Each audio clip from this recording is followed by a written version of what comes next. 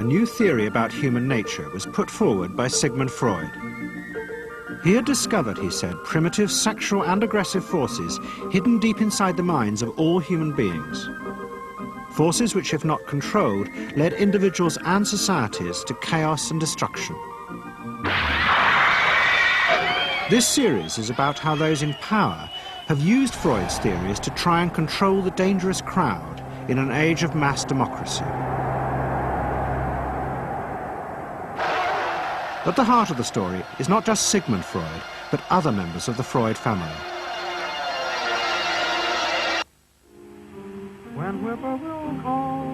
This episode is about Freud's American nephew, Edward Bernays.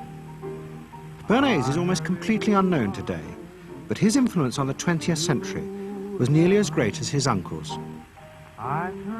Because Bernays was the first person to take Freud's ideas about human beings and use them to manipulate the masses.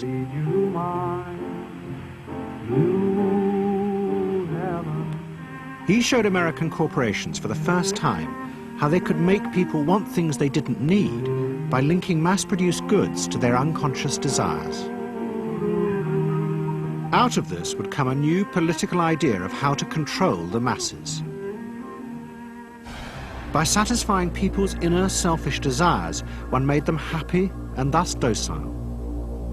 It was the start of the all-consuming self, which has come to dominate our world today.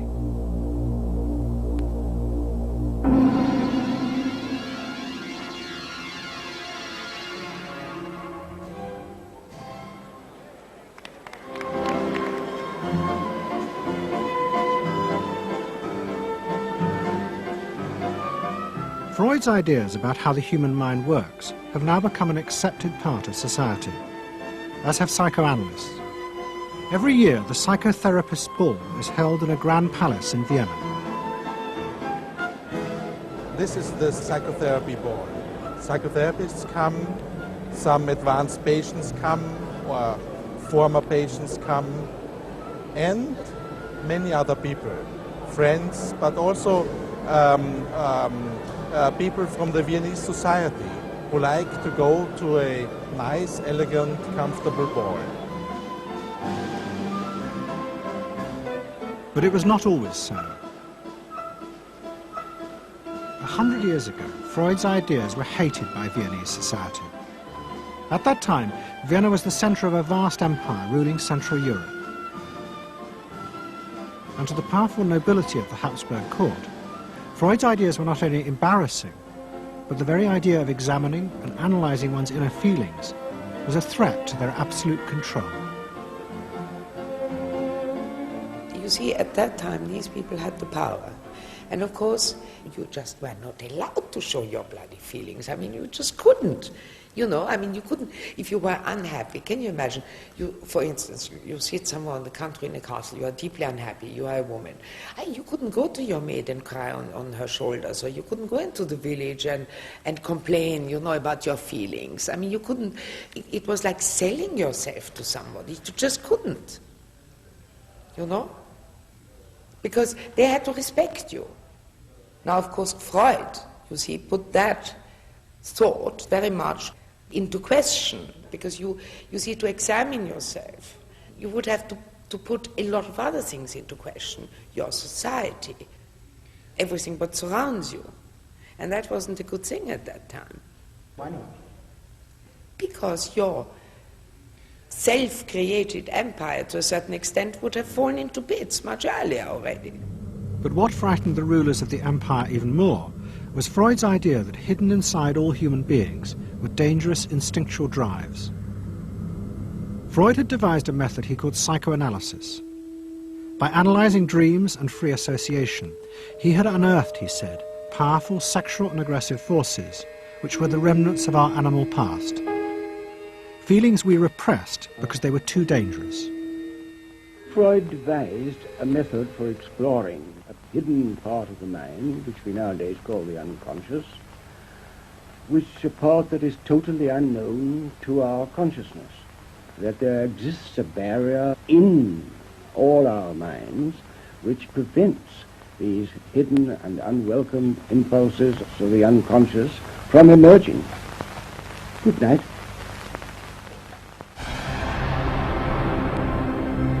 In 1914, the Austro-Hungarian Empire led Europe into war. As the horror mounted, Freud saw it as terrible evidence of the truth of his findings. The saddest thing, he wrote, is that this is exactly the way we should have expected people to behave, from our knowledge of psychoanalysis. Governments had unleashed the primitive forces in human beings, and no one seemed to know how to stop them.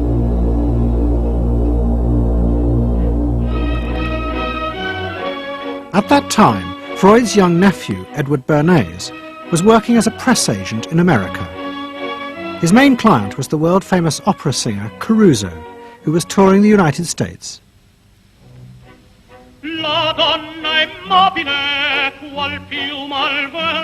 Bernays' parents had emigrated to America 20 years before, but he kept in touch with his uncle and joined him for holidays in the Alps. But Bernays was now about to return to Europe for a very different reason. On the night that Caruso opened in Toledo, Ohio, America announced it was entering the war against Germany and Austria. As a part of the war effort, the US government set up a Committee on Public Information, and Bernays was employed to promote America's war aims in the press. The President, Woodrow Wilson, had announced that the United States would fight not to restore the old empires, but to bring democracy to all of Europe. And Bernays proved extremely skillful in promoting this idea, both at home and abroad. And at the end of the war, he was asked to accompany the President to the Paris Peace Conference. Then, to my surprise, they asked me to go over with Woodrow Wilson to the peace conference. And at the age of 26, I was in Paris for the entire time of the peace conference that was held in the suburb of Paris, and we worked to make the world safe for democracy. That was a big slogan. Wilson's reception in Paris astounded Bernays and the other American propagandists. Their propaganda had portrayed Wilson as a liberator of the people, a man who would create a new world in which the individual would be free. They had made him a hero of the masses. And as he watched the crowds surge around Wilson, Bernays began to wonder whether it would be possible to do the same type of mass persuasion, but in peacetime. When I came back to the United States, I decided that if you could use propaganda for war, you could certainly use it for peace. And propaganda got to be a bad word because of the Germans using it. So what I did was to try to find some other words. So we found the word Council on Public Relations. Bernays returned to New York and set up as a public relations counsel in a small office off Broadway. It was the first time the term had ever been used. Since the end of the 19th century, America had become a mass industrial society, with millions clustered together in the cities. Bernays was determined to find a way to manage and alter the way these new crowds thought and felt. To do this, he turned to the writings of his uncle Sigmund. While in Paris, Bernays had sent his uncle a gift of some Havana cigars. In return, Freud had sent him a copy of his general introduction to psychoanalysis. Bernays read it, and the picture of hidden irrational forces inside human beings fascinated him. He wondered whether he might make money by manipulating the unconscious. What Eddie got from Freud was indeed this idea that there is a lot more going on in human decision-making, not only among individuals, but even more importantly among groups, than this idea that information drives behavior. And so Eddie began to formulate this idea that you had to look at things that would play to people's irrational emotions. And you see, that moved Eddie immediately into a different category from other people in his field and most government officials and managers of the day who thought if you just hit people with all this factual information, they would look at that and say, oh, of course. And Eddie knew that was not the way the world worked. Bernays set out to experiment with the minds of the popular classes. His most dramatic experiment was to persuade women to smoke.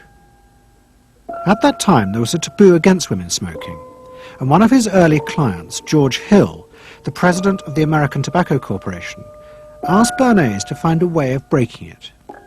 He said, we're losing half of our market because men have invoked a taboo against women smoking in public. Can you do anything about that? I said, let me think about it.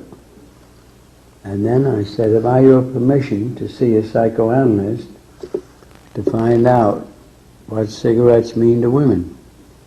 He said, what'll it cost? So I called up Dr. Brill, A.A. Brill, who was a leading psychoanalyst in New York at that time. How come you didn't call your uncle? Why didn't you call your uncle? Because he was in Vienna. A.A. Brill was one of the first psychoanalysts in America, and for a large fee he told Bernays that cigarettes were a symbol of the penis and of male sexual power. He told Bernays that if he could find a way to connect cigarettes with the idea of challenging male power, then women would smoke, because then they would have their own penises. Every year, New York held an Easter Day parade to which thousands came, and Bernays decided to stage an event there. He persuaded a group of rich debutantes to hide cigarettes under their clothes. Then they should join the parade, and at a given signal from him, they were to light up the cigarettes dramatically. Bernays then informed the press that he had heard that a group of suffragettes were preparing to protest by lighting up what they called torches of freedom. He knew this would be an outcry, and he knew that all of the photographers would be there to capture this moment. And so he was ready with a phrase which was torches of freedom. And so here you have a symbol, women, young women, debutantes, smoking a cigarette in public with a phrase that means anybody who believes in this kind of equality pretty much has to support them in the ensuing debate about this, because torches of freedom. I mean, what's on all American coins? It's liberty. She's holding up the torch. You see, and so all of this is there together. There's emotion, there's memory, there's a rational phrase, even though it's using a lot of emotional elements. It's a phrase that works in a rational sense. All of this is together. And so the next day, this was not just in all of the New York papers, it was across the United States and around the world. And from that point forward, the sale of cigarettes to women began to rise. He had made them socially acceptable with a single symbolic act. What Bernays had created was the idea that if a woman smoked, it made her more powerful and independent, an idea that still persists today. Embrace me, my sweet embrace. It made him realize that it was possible to persuade people to behave irrationally if you link products to their emotional desires and feelings. The idea that smoking actually made women freer was completely irrational, but it made them feel more independent.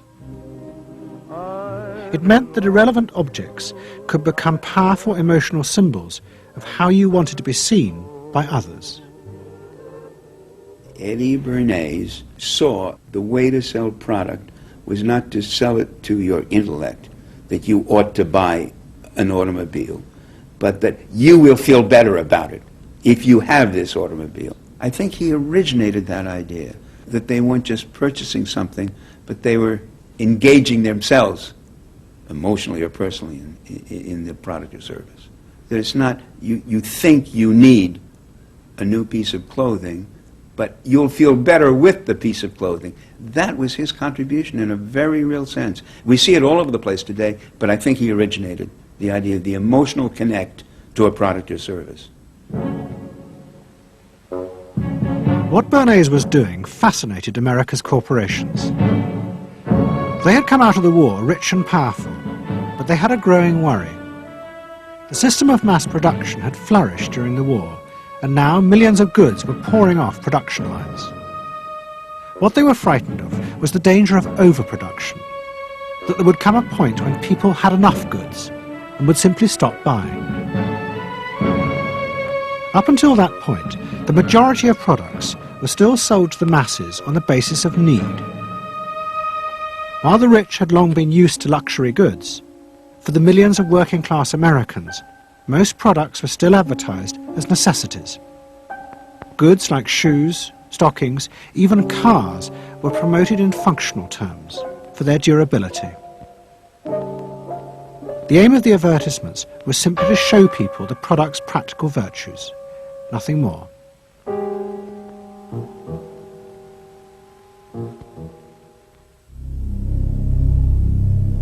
What the corporations realized they had to do was transform the way the majority of Americans thought about products.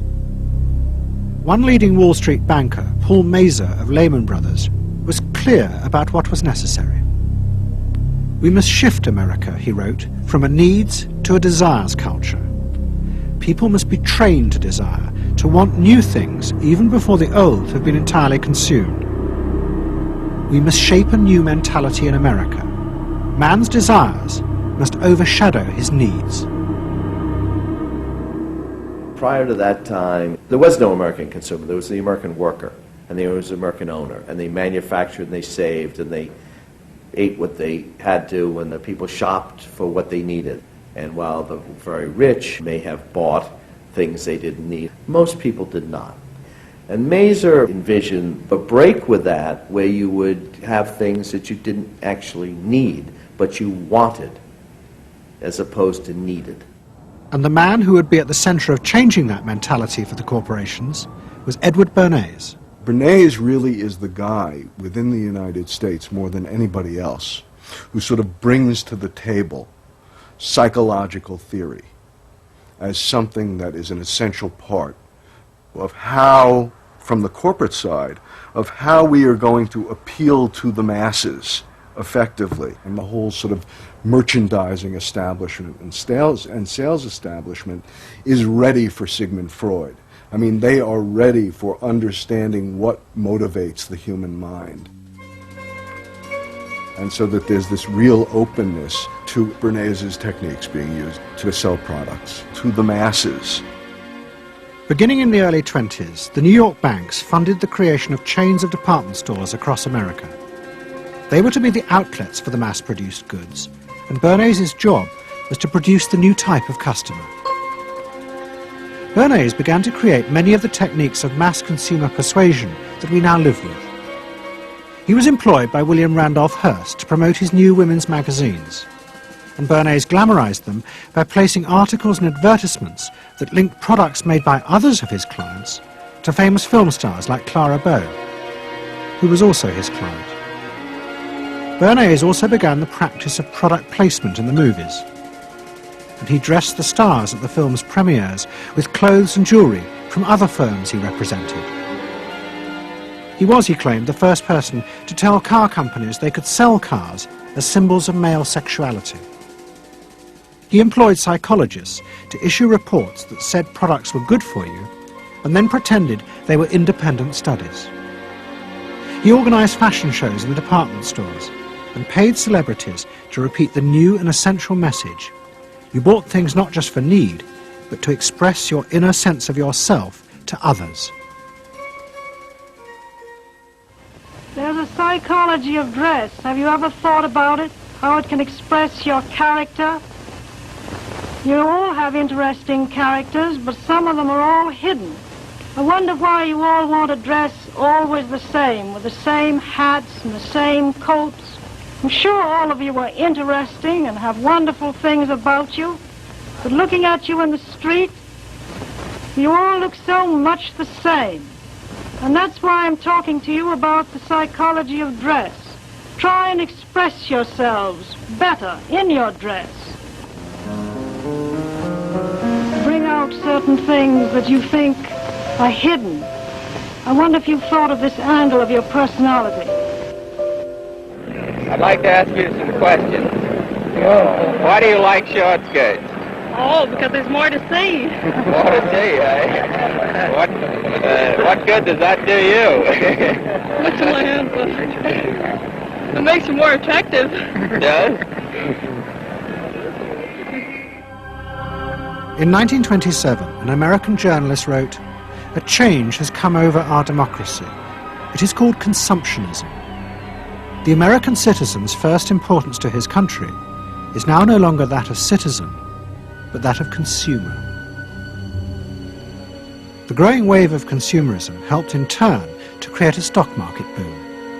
And yet again, Edward Bernays became involved, promoting the novel idea that ordinary people should buy shares, borrowing money from banks he also represented. And yet again, millions followed his advice. He was uniquely knowledgeable about how people in large numbers are going to react to products and ideas and so on. But in political terms, if he were to go out, so I can't imagine that he could get 3 people to stand and listen. Wasn't particularly articulate, was a kind of funny looking, and didn't have any sense of reaching out for people one-on-one. None at all. He didn't think about people in groups of one, thought about people in groups of thousands. So I would have nothing to do with him. Hello? Bernays soon became famous as the man who understood the mind of the crowd. And in 1924, the president contacted him. President Coolidge was a quiet, taciturn man and had become a national joke. The press portrayed him as a dull, humorless figure. Bernays' solution was to do exactly the same as he had done with products. He persuaded 34 famous film stars to visit the White House. And for the first time, politics became involved with public relations. And I lined up these 34 people, and I'd say, "What's your name?" He'd say, "Al Jolson." I'd say, "Mr. President, Al Jolson." Next day, every newspaper in the United States had a front page story. President Coolidge entertains actors at White House. And the Times had a headline which said, "President nearly laughed." And everybody was happy. But while Bernays became rich and powerful in America, in Vienna his uncle was facing disaster. Like much of Europe, Vienna was suffering an economic crisis and massive inflation, which wiped out all of Freud's savings. Facing bankruptcy, he wrote to his nephew for help. Bernays responded by arranging for Freud's works to be published for the first time in America, and began to send his uncle precious dollars, which Freud kept secretly in a foreign bank account. He was Freud's agent, if you will, to get his books published. Well, of course, once the books were being published, Eddie couldn't help himself but promote these books, see that everybody read them, make them controversial, emphasize the fact that, do you know what Freud says about sex and what he says cigarettes are a symbol of, and so on and so forth? How do you suppose all those stories got out? Certainly the academics weren't spreading these around the country. Eddie Bernays was. Then, when Freud became accepted, well then, of course, to go to a client and say, "Well, Uncle Siggy," see, then that had some cachet. But notice there, first Eddie created Uncle Siggy in the U.S., made him acceptable, secondly, and thirdly, then capitalized on Uncle Siggy. Typical Bernays performance. Bernays also suggested that Freud promote himself in the United States. He proposed his uncle write an article for Cosmopolitan, a magazine that Bernays represented, entitled "A Woman's Mental Place in the Home." Freud was furious. Such an idea, he said, was unthinkable. It was vulgar, and anyway, he hated America. Freud was now becoming increasingly pessimistic about human beings. In the mid-20s, he retreated in the summers to the Alps, sometimes staying in an old hotel, the Pension Moritz in Berchtesgaden. It is now a ruin. Freud began to write about group behavior, about how easily the unconscious aggressive forces in human beings could be triggered when they were in crowds. Freud believed he had underestimated the aggressive instincts in human beings. They were far more dangerous than he had originally thought. After World War I, Freud was basically a pessimist. He felt that man is an impossible creature, a very, very sadistic and bad species, and did not believe that man can be improved. Man is a ferocious animal, the most ferocious animal that exists. They enjoy torturing and killing, and he didn't like man. The publication of Freud's works in America had an extraordinary effect on journalists and intellectuals in the 1920s. What fascinated and frightened them was the picture Freud painted of submerged, dangerous forces lurking just under the surface of modern society. Forces that could erupt easily to produce the frenzied mob which had the power to destroy even governments. It was this they believed had happened in Russia. To many, this meant that one of the guiding principles of mass democracy was wrong. The belief that human beings could be trusted to make decisions on a rational basis. The leading political writer, Walter Lippmann, argued that if human beings were in reality driven by unconscious, irrational forces, then it was necessary to rethink democracy. What was needed was a new elite who could manage what he called the bewildered herd. This would be done through psychological techniques that would control the unconscious feelings of the masses. And so here you have Walter Lippmann, probably the most influential political thinker in the United States, who is essentially saying that the basic mechanism of the mass mind is unreason, is irrationality, is animality. He believes that the mob in the street, which is how he sees ordinary people, are people who are driven not by their minds but by their spinal cords. The notion of kind of animal drives, unconscious instinctual drives lurking beneath the surface of civilization. And so they started looking towards psychological science as a way of understanding the mechanisms by which the popular mind works, specifically with the goal of figuring out how to understand how to apply those mechanisms to strategies for social control. Edward Bernays was fascinated by Lippmann's arguments and also saw a way to promote himself by using them.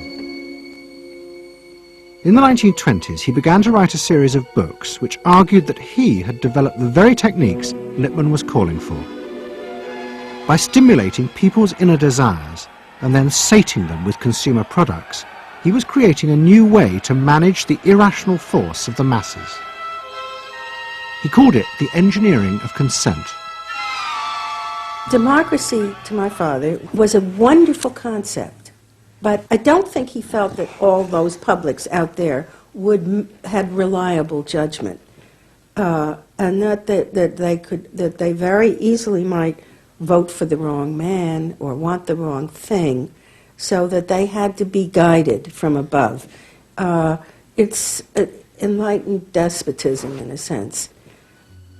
You appeal to their desires and their unrecognized longings, that sort of thing. That you can tap into their deepest desires or their deepest fears and use that to your own purposes. And then, in 1928, a president came to power who agreed with Bernays. President Hoover was the first politician to articulate the idea that consumerism had become the central motor of American life.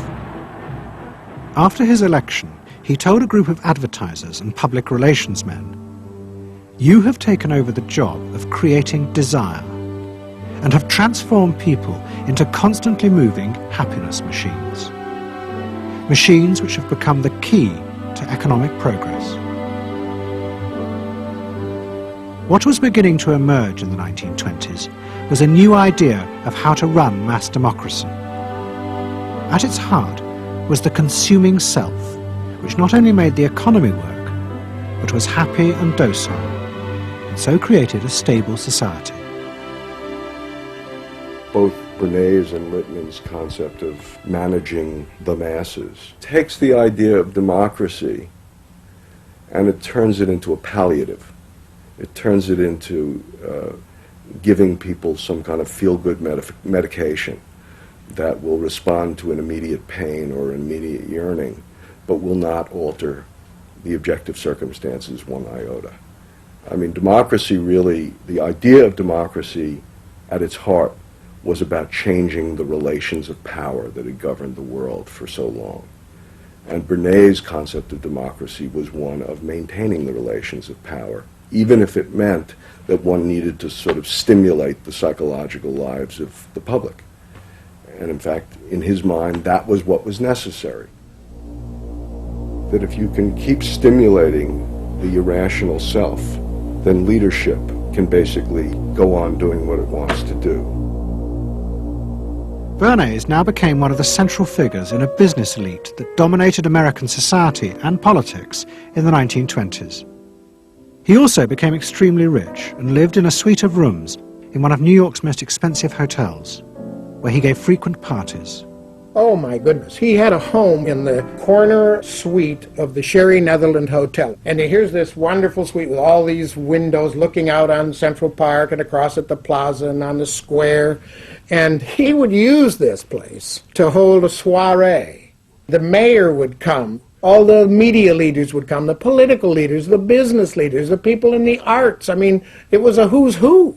People wanted to know Eddie Bernays because, you know, he himself became a sort of a famous man, a sort of a magician who could make these things happen. He knows everybody. He knows the mayor and he knows the senator, and he calls politicians on the telephone, as if he did get literally a high or a bang out of doing what he did. And that's fine, but it can be a little hard on the people around you, especially when you make other people feel stupid. People who worked for him were stupid, and children were stupid, and if people did things in a way that he wouldn't have done them, they were stupid. It was a word that he used over and over and over, dope and stupid. And the masses? They were stupid.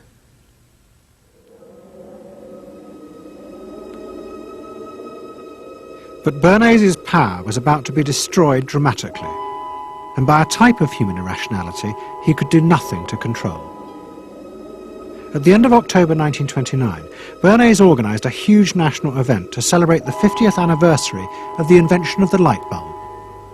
President Hoover, the leaders of major corporations, and bankers like John D. Rockefeller were all summoned by Bernays to celebrate the power of American business. But even as they gathered, news came through that shares on the New York Stock Exchange were beginning to fall catastrophically. Throughout the 1920s, speculators had borrowed billions of dollars. The banks had promoted the idea that this was a new era where market crashes were a thing of the past. But they were wrong. What was about to happen was the biggest stock market crash in history. Investors had panicked and begun to sell in a blind, relentless fury that no reassurance by bankers or politicians could halt. And on the 29th of October 1929, the market collapsed.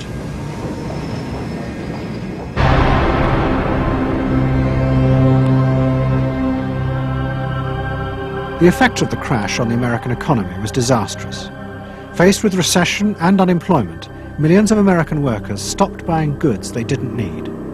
The consumer boom that Bernays had done so much to engineer disappeared, and he and the profession of public relations fell from favour. Bernays' brief moment of power seemed to be over.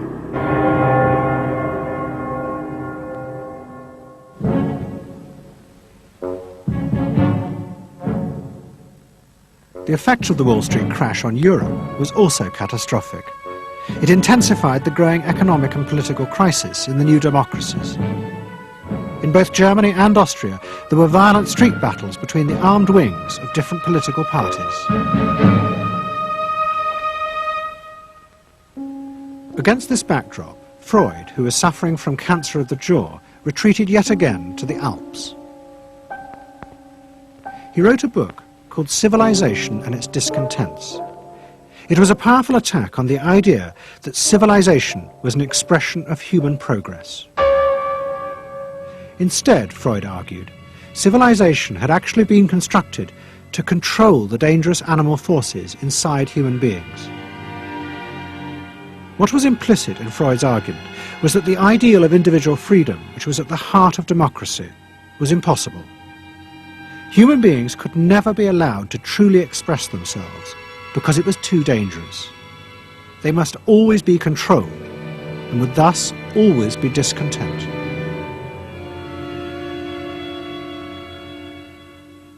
Man doesn't want to be civilized, and he is civilization brings discontent, but it's necessary to survival.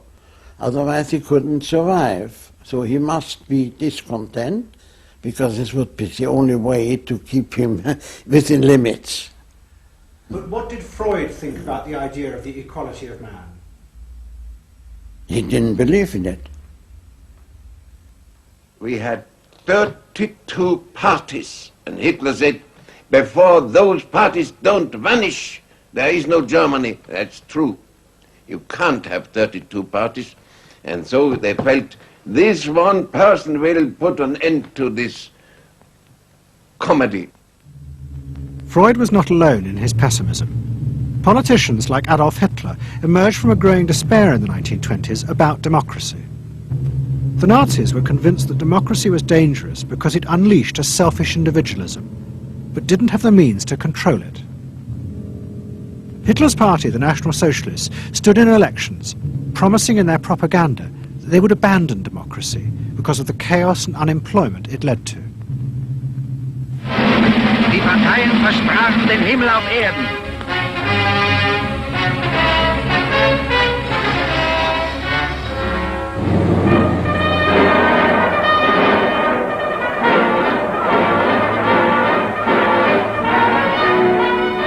In March 1933, the National Socialists were elected to power in Germany, and they set out to create a society that would control human beings in a different way. One of their first acts was to take control of business. The planning of production would in future be done by the state. The free market was too unstable, as the crash in America had proved. Workers' leisure time was also planned by the state through a new organization called Strength Through Joy. One of its mottos was service, not self.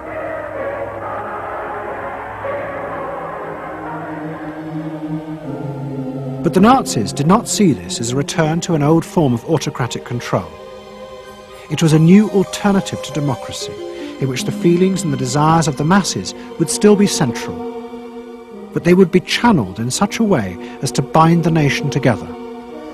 The chief exponent of this was Joseph Goebbels, the Minister of Propaganda. Es mag gut sein, Macht zu besitzen, die auf Gewehren ruht. Besser aber und beglückender ist es, das Herz eines Volkes zu gewinnen und es auch zu behalten. Goebbels organized huge rallies whose function, he said, was to forge the mind of the nation into a unity of thinking, feeling and desire. One of his inspirations, he told an American journalist, was the writings of Freud's nephew, Edward Bernays. In his work on crowd psychology, Freud had described how the frightening irrationality inside human beings could emerge in such groups. The deep, what he called libidinal forces of desire, are given up to the leader, while the aggressive instincts are unleashed on those outside the group. Freud wrote this as a warning, but the Nazis were deliberately encouraging these forces because they believed they could master and control them.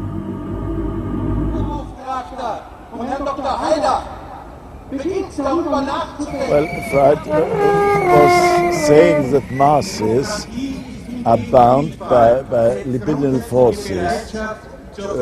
They love each other and delegate their ideas and their feelings to the chap on top. What are libidinal forces? What are libidinal forces? Well, forces of love. Not hate? No. Hate is delegated to the others outside.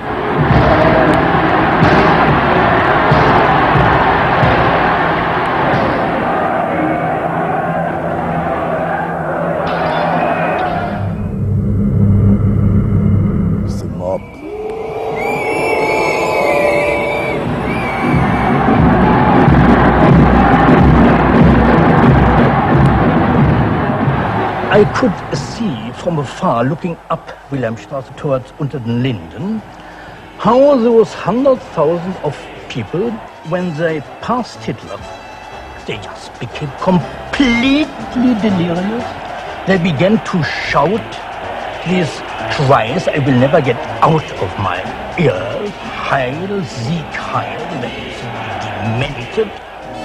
And here I got confirmation how those irrational forces, uncontrollable forces in Germany, in the Germans, had erupted, had broken out, were running riot, were departing, marching on.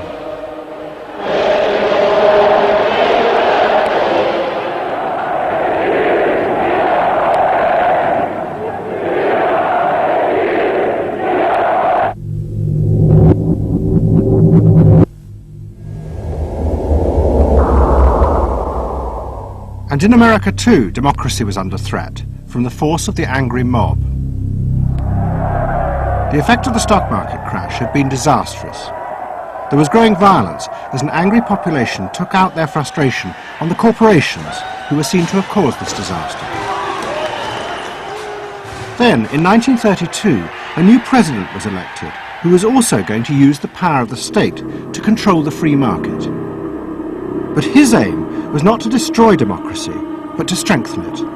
And to do this, he was going to develop a new way of dealing with the masses. I am prepared, under my constitutional duty, to recommend the measures that a stricken nation in the midst of a stricken world may require. But in the event that the national emergency is still critical, I shall not evade the clear course of duty that will then confront me. I shall ask the Congress for the one remaining instrument to meet the crisis: broad executive power.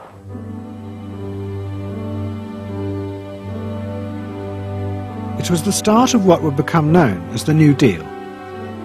Roosevelt assembled a group of young technocrats and planners in Washington. He told them that their job was to plan and run giant new industrial projects for the good of the nation. Roosevelt was convinced that the stock market crash had shown that laissez-faire capitalism could no longer run modern industrial economies. It had become the job of government. Big business was horrified, but the New Deal attracted the admiration of the Nazis, especially Joseph Goebbels. Wir betrachten die wirtschaftliche Entwicklung in Amerika mit dem allergrößten positiven Interesse. Und wir sind dort der festen Überzeugung, dass Präsident Roosevelt und seine Berater auf dem richtigen Wege sind. Es handelt sich in der Tat um das größte wirtschaftliche und soziale Problem aller Zeiten. Die vielen Millionen Arbeitslosen, die ihre Plätze an den Maschinen und in den Kontoren verloren haben, wieder an ihre alten Arbeitsstellen zurückzuführen. Das kann nicht allein der privaten Initiative überlassen werden. Ausschlaggebend ist, dass die öffentliche Hand mit positiven Maßnahmen eingreift.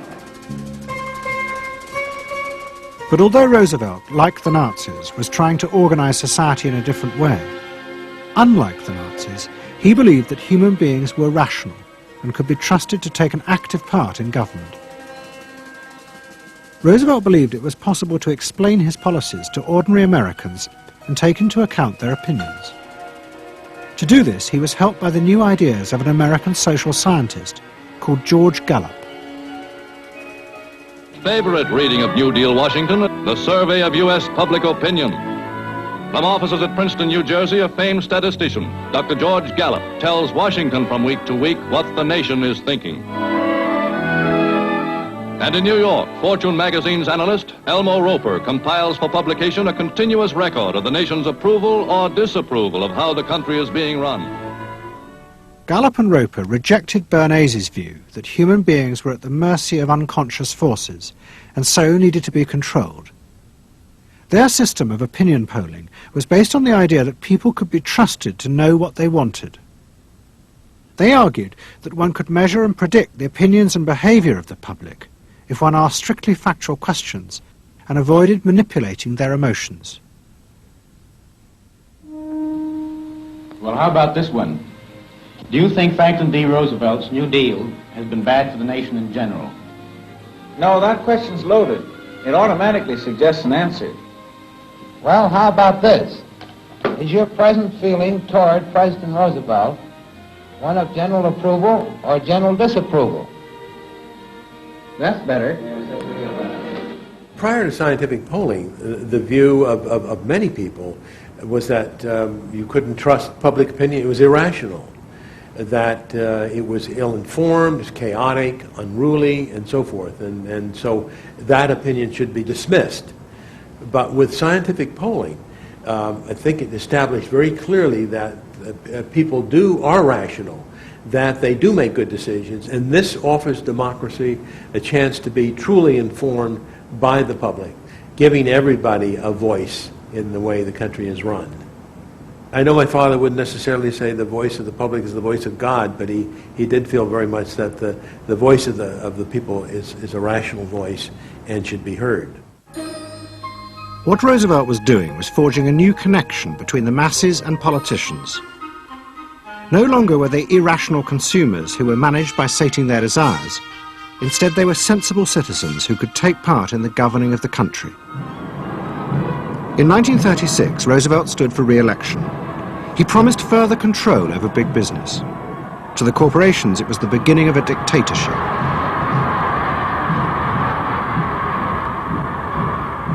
Roosevelt interferes with private enterprise and is running the country into debt for generations to come. The way to get recovery is to let business alone. But Roosevelt was triumphantly re-elected. It looks, my friends, like a real landslide this time. So please let me thank you again and tell you that I hope to see you all very soon and bid you an affectionate good night. Faced with this, business now decided to fight back, to regain power in America. At the heart of the battle would be Edward Bernays and the profession he had invented, public relations. Following that election, business people start to get together and start to carry on discussions, primarily in private, and they start talking to each other about the need to sort of carry on ideological warfare against the New Deal and to sort of reassert the sort of connectedness between the idea of democracy on the one hand and the idea of privately owned business on the other. And so, under the umbrella of an organization which still exists, which is called the National Association of Manufacturers, and whose membership included all of the major corporations of the United States, a campaign is launched explicitly designed to create emotional attachments between the public and big business. It's Bernays' techniques being used on a grand scale. I mean, totally.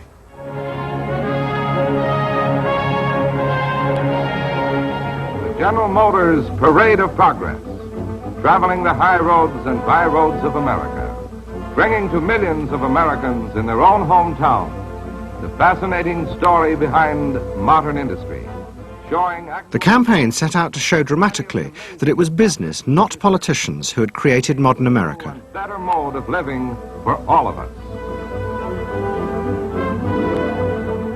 Bernays was an advisor to General Motors, but he was no longer alone. The industry he had founded now flourished as hundreds of public relations advisors organized a vast campaign. They not only used advertisements and billboards, but managed to insinuate their message into the editorial pages of the newspapers. It became a bitter fight. In response to the campaign, the government made films that warned of the unscrupulous manipulation of the press by big business.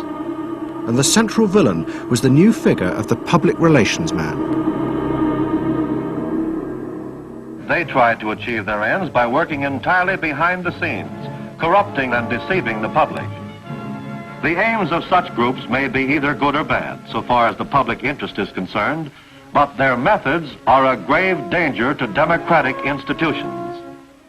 The films also showed how the responsible citizen could monitor the press themselves.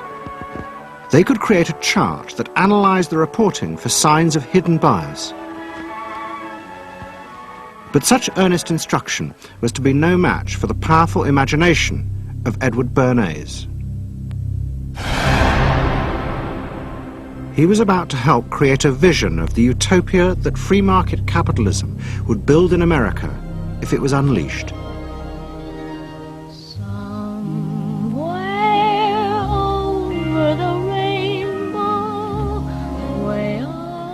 In 1939, New York hosted the World's Fair. Edward Bernays was a central advisor. He insisted that the theme be the link between democracy and American business.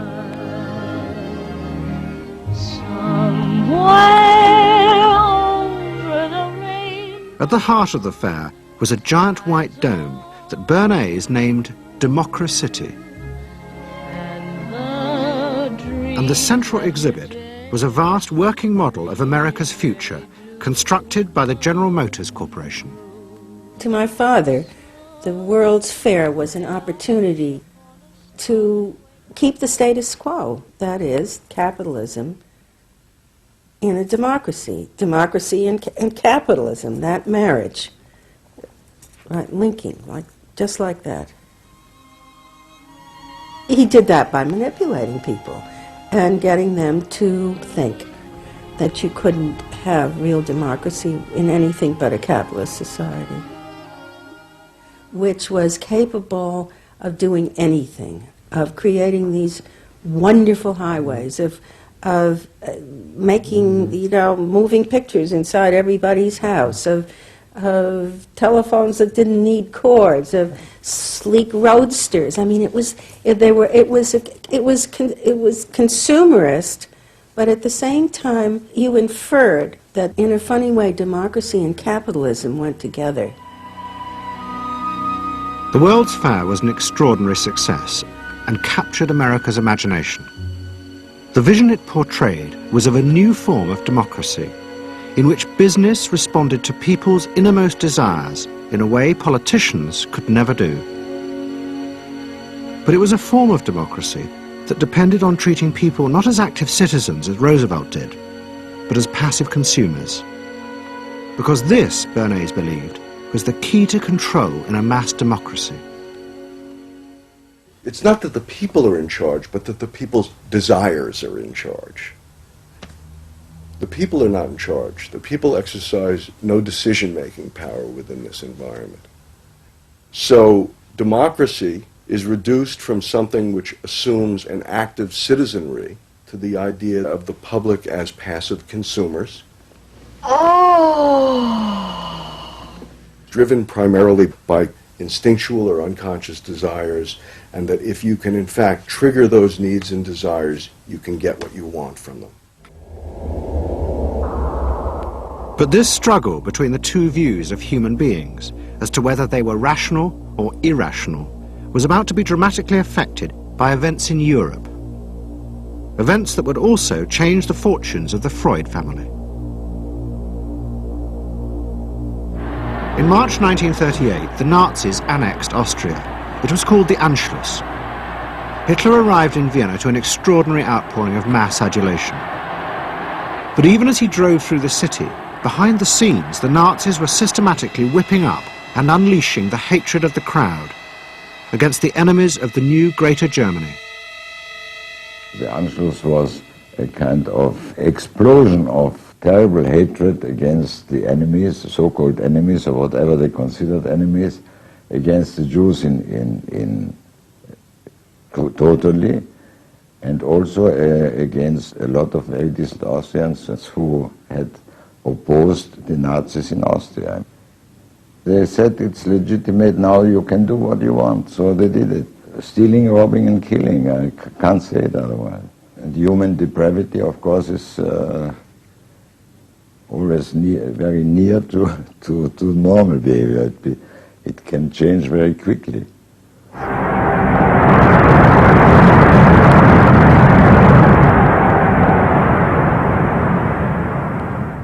As the violence and assassinations raged in Vienna, Freud decided he had to leave. His aim was to go to Britain, but he knew that Britain, like many countries, was refusing entry to most Jewish refugees. But help came from the leading psychoanalyst in Britain, Ernest Jones. He was in the same ice skating club as the Home Secretary, Sir Samuel Hoare, and Jones persuaded Hoare to issue Freud a British work permit. And in May 1938, Freud, his daughter Anna, and other members of his family set off for London.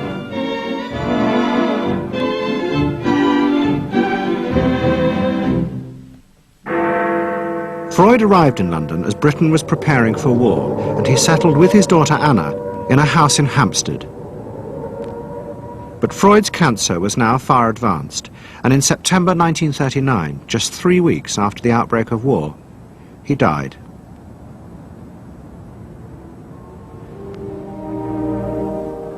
The Second World War would utterly transform the way governments saw democracy and the people they governed. Next week's programme will show how the American government, as a result of the war, became convinced there were savage, dangerous forces hidden inside all human beings, forces that needed to be controlled. The terrible evidence from the death camps seemed to show what happened when these forces were unleashed. And politicians and planners in post-war America would come to believe that hidden under the surface of their own population were the same dangerous forces. And they would turn to the Freud family to help control this enemy within.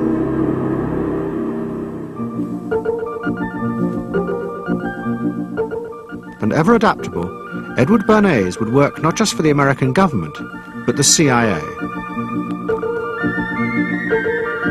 And Sigmund Freud's daughter Anna would also become powerful in the United States, because she believed that people could be taught to control the irrational forces within them. Out of this would come vast government programs to manage the inner psychological life of the masses.